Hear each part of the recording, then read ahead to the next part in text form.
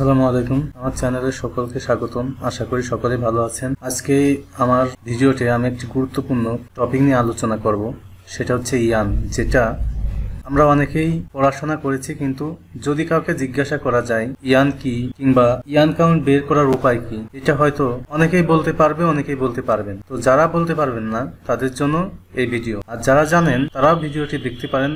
হয়তো কিছু জানা অজানা বিষয় থাকতে পারে। তো ভিডিওটি ভালো লাগলে অবশ্যই লাইক, কমেন্ট, সাবস্ক্রাইব দিতে ভুলবেন না। প্রথমে প্রশ্ন আসবে, সুতা বা ইয়ান কি? মূলত আমরা তুলা থেকে স্পিনিং প্রসেসরের মাধ্যমে যা পাই তাই সুতা, কিন্তু বিস্তারিতভাবে বলতে গেলে এটি আরো ব্যাপক। যেমন নির্দিষ্ট দৈর্ঘ্য প্রস্থের অনুপাত থাকতে পারে, টুইস্টিং অ্যাবিলিটি থাকতে পারে। সুতা বিভিন্ন প্রকার হতে পারে, পলিস্টার সুতা, নাইলন সুতা, কটন সুতা, বিভিন্ন প্রকার সুতা থাকতে পারে। তো এখন আসা যাক কিভাবে ইয়ান কাউন্ট থেকে বের করব, বা ইয়ান কাউন্ট কি।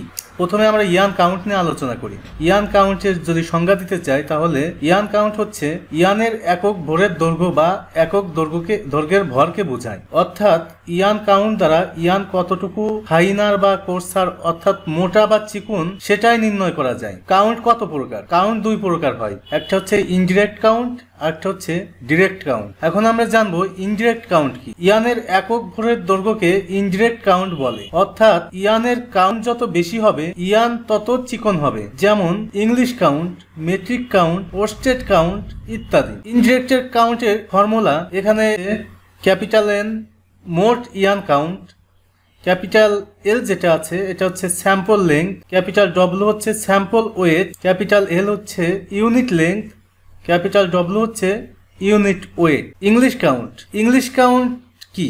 840 গজ ইয়ানের যতগুলো হ্যাঙ্ক এর ভর 1 পাউন্ড হয় সেটাই হচ্ছে ইংলিশ কাউন্ট।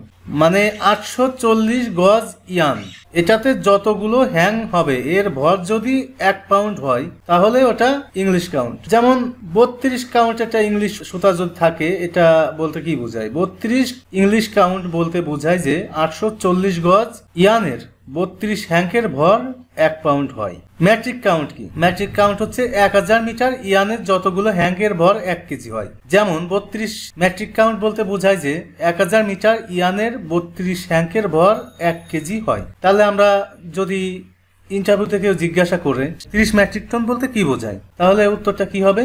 30 হ্যাঙ্কের ভর 1 কেজি হয়। পোস্টেড কাউন্ট কি? পোস্টেড কাউন্ট হচ্ছে 560 গজ ইয়ানের যতগুলো হ্যাঙ্কের ভর 1 পাউন্ড হয়। 560 গজ পোস্টেড কাউন্টে 560 গজ ফিক্সড, ম্যাট্রিক কাউন্টে 1000 মিটার ফিক্সড, ইংলিশ কাউন্টে 840 গজ ফিক্সড। আশা করি বুঝতে পেরেছেন। এখন আমরা ডিরেক্ট কাউন্ট নিয়ে আলোচনা করব। ডিরেক্ট কাউন্ট হচ্ছে ইয়ানের একক দৈর্ঘ্যের ভরকে ডিরেক্ট কাউন্ট বলে। অর্থাৎ ইয়ানের কাউন্ট যত বেশি হবে ইয়ান তত মোটা হবে। আর ইনডিরেক্টে কি ছিল? ইয়ানের কাউন্ট যত বেশি হবে ইয়ান তত চিকন হবে। আর ডিরেক্ট কাউন্টে তার উল্টা হবে, ইয়ানের কাউন্ট যত বেশি হবে ইয়ান তত মোটা হবে। ডিরেক্ট কাউন্টে যেমন আছে টেক্সট, ডেনিয়ার, জেসি টেক্স ইত্যাদি। ডিরেক্ট কাউন্টের ফর্মুলা হচ্ছে এখানে ক্যাপিটাল এন মোট ইয়ানের count, capital L sample length, capital W sample weight, capital W sample weight, small L হচ্ছে ইউনিক লেংথ, স্মল ডব্লিউ হচ্ছে ইউনিক ওয়েট। টেক্স হচ্ছে 1000 মিটার ইয়ানের ভর যত গ্রাম। যেমন 40 টেক্স বলতে কি বোঝায়? 40 টেক্স বলতে বোঝায় যে 1000 মিটার ইয়ানের ভর 40 গ্রাম। এখানে 1000 সবসময় ফিক্স থাকবে। যদি 30 টেক্স বলতে বোঝায় তাহলে 30 টেক্স বলতে বোঝায় যে 1000 মিটার ইয়ানের ভর 30 গ্রাম। ডেনিয়ার কি? ডেনিয়ার হচ্ছে 9000 মিটার ইয়ানে ভর যত গ্রাম। যদি 40 ডেনিয়ার কি প্রশ্ন করে তাহলে উত্তর হবে 40 ডেনিয়ার বলতে বোঝায় যে 9000 মিটার ইয়ানের ভর 40 গ্রাম। এখানে 9000 সবসময় ফিক্স থাকবে। যদি 30 গ্রাম হয়, 30 গ্রাম ডেনিয়ার বলতে কি বোঝায়, তাহলে আমরা বলবো 30 ডেনিয়ার বলতে বোঝায় যে 9000 মিটার ইয়ানের ভর 30 গ্রাম।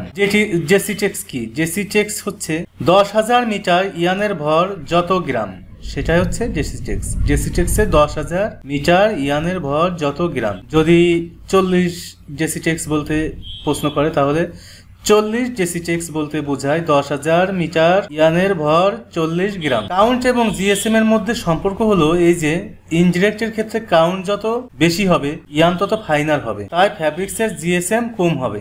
যেহেতু ইয়ান আমার চিকন হচ্ছে তাহলে ফ্যাব্রিক্সের জিএসএম অবশ্যই কম হবে। আর ডিরেক্টের ক্ষেত্রে কাউন্ট বেশি হলে ইয়ান কোর্সার হয়, মানে কাউন্ট বেশি হলে ইয়ান সবসময় মোটা হবে, আর ইয়ান যখন মোটা হবে অবশ্যই জিএসএম তত ফ্যাব্রিক্সের বেশি হবে। পরবর্তী ক্লাসে আমরা ইয়ানের ক্যালকুলেশন নিয়ে আলোচনা করব, কিভাবে আমরা সহজেই ইয়ান ক্যালকুলেশন করতে পারি। আশা করি ভিডিওটা সবার ভালো লেগেছে।